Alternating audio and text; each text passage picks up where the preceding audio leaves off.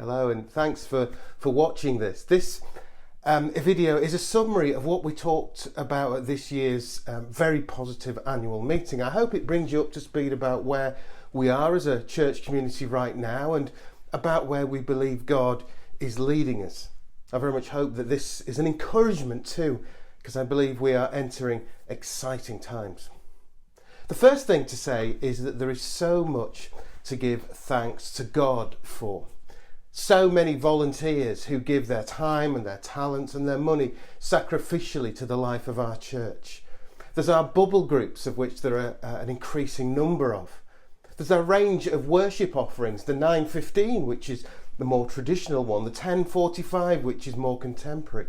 The Messy Church Together, which is a gathering of the whole church family with crafts and with refreshments. And then we have Thrive, which meets on a Sunday evening, cafe style, sharing ideas and sharing leadership and building relationships too. And I think for right now, that's a really good, high quality, broad offering that St. David's is offering. We have a pastoral care team. We have our prayer team. We have our work with young people and with children. And that's a really important focus for us. We have so many gifted musicians for the choir and music group. We have our church plant, in other words, the buildings, the car park, the churchyard.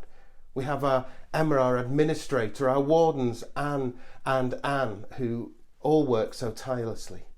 We have the way we're serving the local community through our lunches, walk and talk, Christians Against Poverty work, our mission team, our African projects, and so on. I think all that's pretty amazing after 2 years of a global pandemic. Thanks be to God for all that He is doing among us. And yet at the same time, so much has changed, hasn't it, with COVID? I think it's certainly true to say that some anxiety remains. We're not out of the pandemic, are we? There are still a lot of cases, hospitalisations. Things are just not like they were in 2019. People have got out of the habit of what they did pre-COVID, and that includes, for some, engaging with the church. The world has changed. People have changed. And in some ways, there's been an acceleration of trends pre-COVID.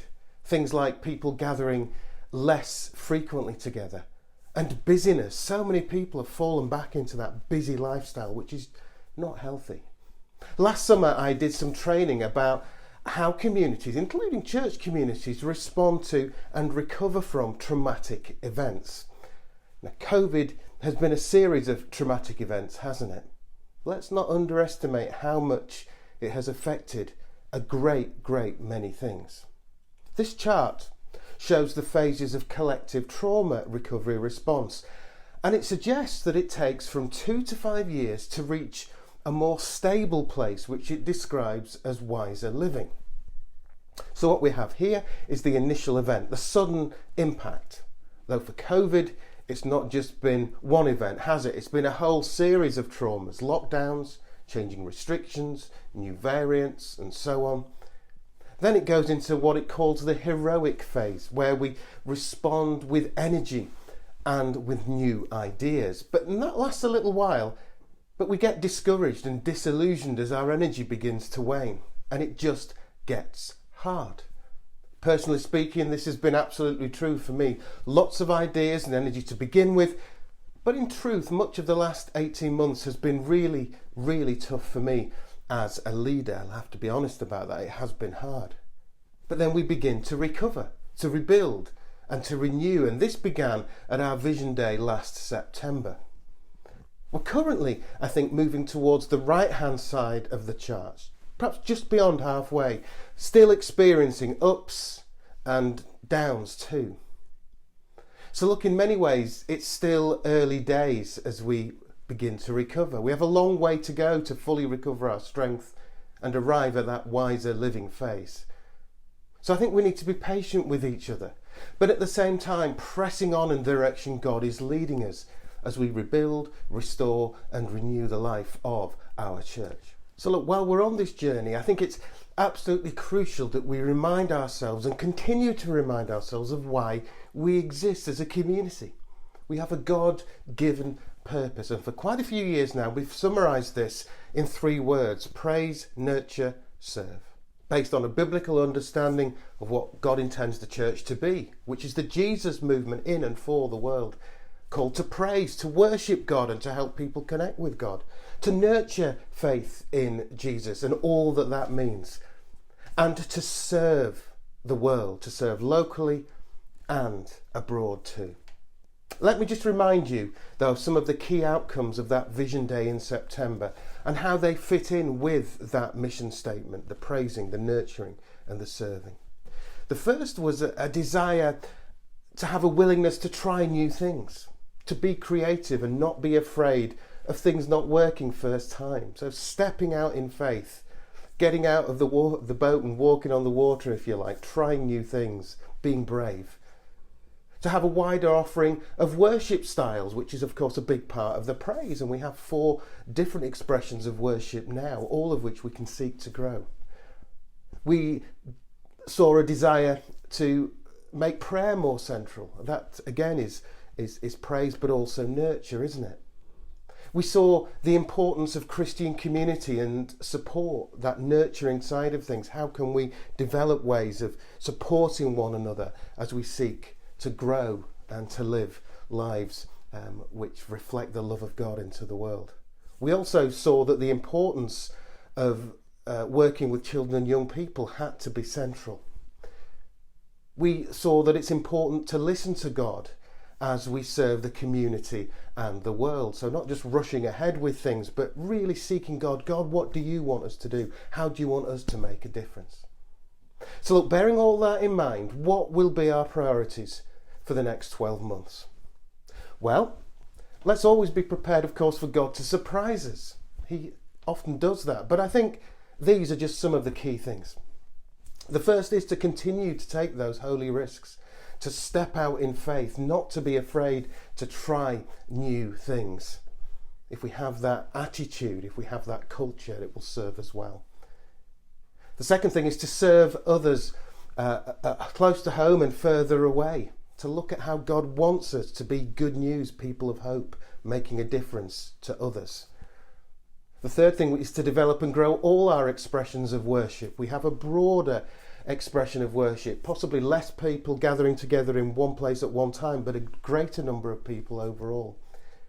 One thing we certainly need to do is help people, maybe help you re-engage with the life of the church after the last 2 years and all the changes that has brought about. I think we need to be looking to engage with others for the first time, to communicate more widely who we are and what we offer. We need to work hard, I think, at nurturing everyone's faith of all ages. So things like our bubble groups, the work of the community of soul friends and prayer, all of those things I think are going to be important.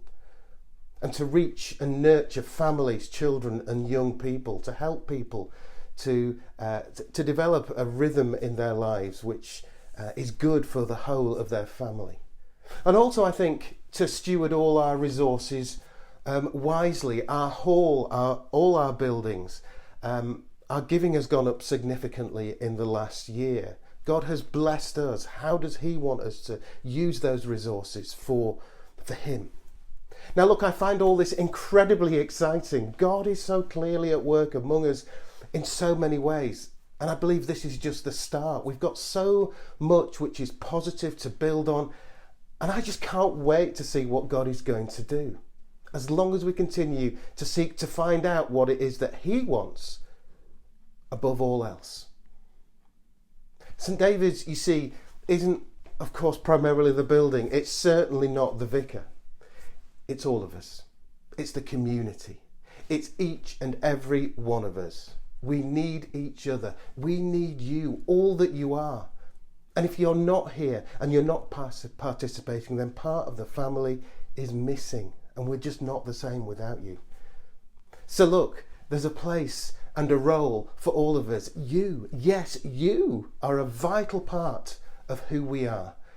Let's grow together over this coming year.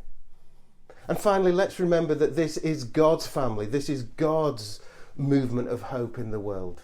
We're called to be the church in God's strength, with his help and following his leading, not trying to do it alone. So let me leave you with some words that God spoke and speaks to us through the prophet Isaiah. Here's what he says. Fear not, for I am with you. Be not dismayed, for I am your God. I will strengthen you. Yes, I will help you. I will uphold you with my righteous right hand. Look, it's just fantastic that you're part of our church family. Let's all follow Jesus together on what I believe is going to be a truly great adventure.